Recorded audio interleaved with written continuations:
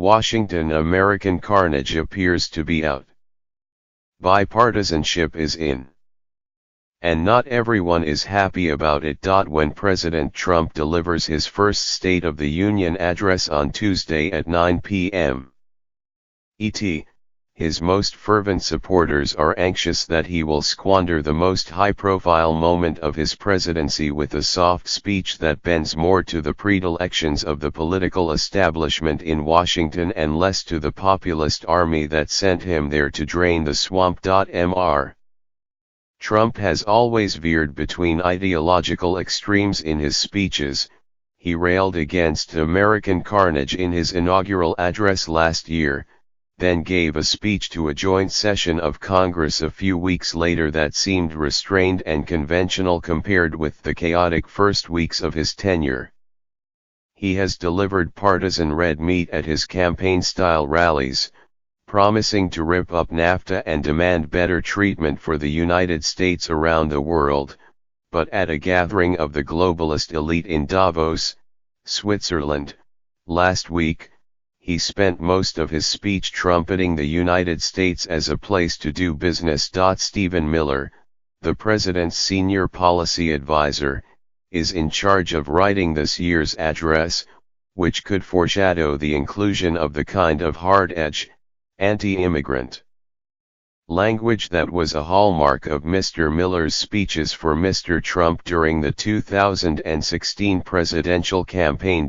But even so, the hardline nationalist wing of Mr. Trump's coalition is worried that he is about to go soft again to reach for bipartisanship instead of ideological purity and talk about cooperation with Democrats when he should be attacking the corruption of Washington, especially in the immigration battle brewing in Congress. The question is, will he display a resolve and a commitment to pursue his immigration goals, or will he start channeling Jeb Bush again, said Mark Krikorian, the executive director of the Center for Immigration Studies, which advocates restrictive immigration policies that Mr. Bush opposed as Florida governor and as a candidate in the Republican presidential primary against Mr. Trump. What I would like to see is a speech that is strong in its principles but not obnoxious in its tone, Mr. Krikorian said.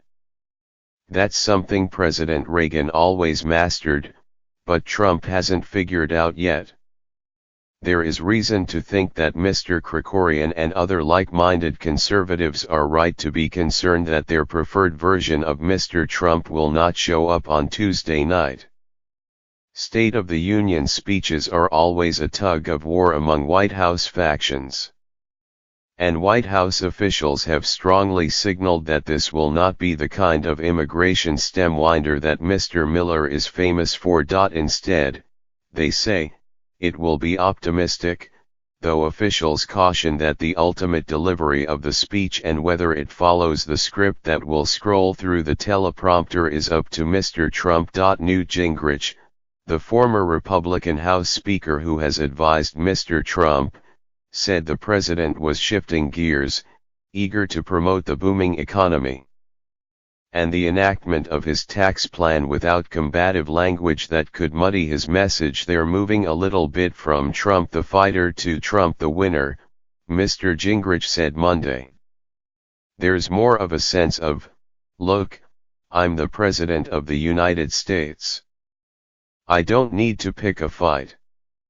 While some of Mr. Trump's advisers will pine for a darker and more strident tone from the president, White House officials say they are aiming for a more inclusive speech in tone if not in substance.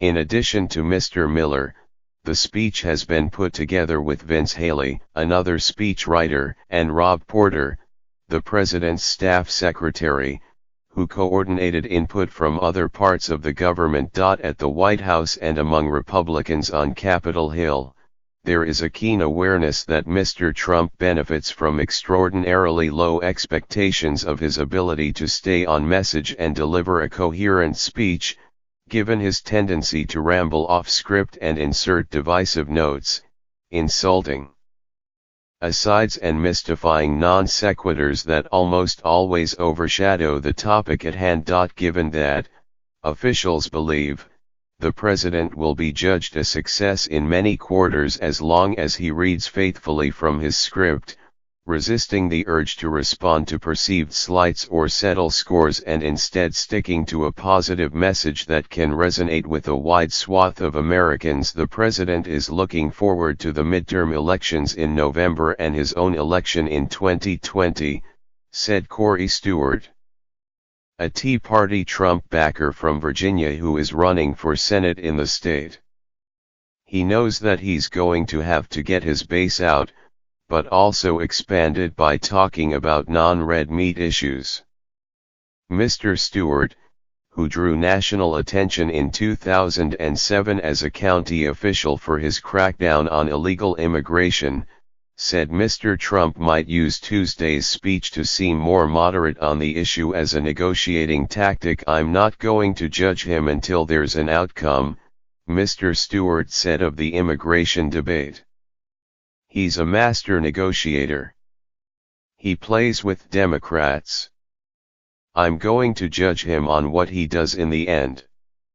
Whatever the rest of the speech is like, much of it is designed to give Mr. Trump a chance to brag by recounting the successes of his first year, the confirmation of Neil Gorsuch to the Supreme Court, a rollback of regulations, the passage of a $1.5 trillion tax overhaul and stock market gains.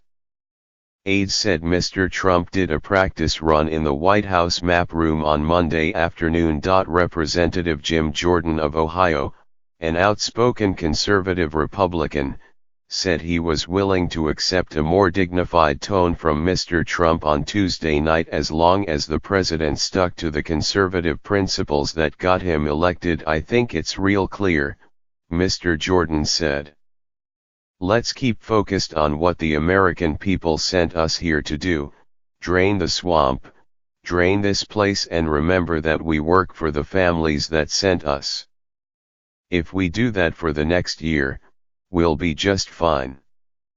Officials said the president plans to formally ask Congress for a bipartisan effort to address the nation's crumbling infrastructure with a plan of at least $1 trillion financed by the federal government, states, and private industry. That message could rally even some of the more conservative members of his party. I expect him, because it's his style, to go off the teleprompter a few times, said Representative Thomas Massie, Republican of Kentucky, a member of the House Transportation and Infrastructure Committee. He said a plan for fixing broken bridges and roads would be a great way to start building a bridge to the other side of the aisle. Sarah Huckabee Sanders, the White House press secretary, on Monday announced 15 people who will be guests of the president and the First Lady at the speech, continuing a State of the Union tradition that dates back to Ronald Reagan's invitation of a hero who helped save victims of a Washington plane crash a few weeks before. The Trump guests include a welder from Ohio who will benefit from the president's tax cuts, a firefighter who battled a monster blaze in California, the parents of children killed by MS-13 gang members, and a police officer who adopted an opioid-addicted baby in New Mexico. Ms. Sanders declined to provide details on Monday about what Mr. Trump planned to say. But she added coyly, "It will obviously be must-watch TV."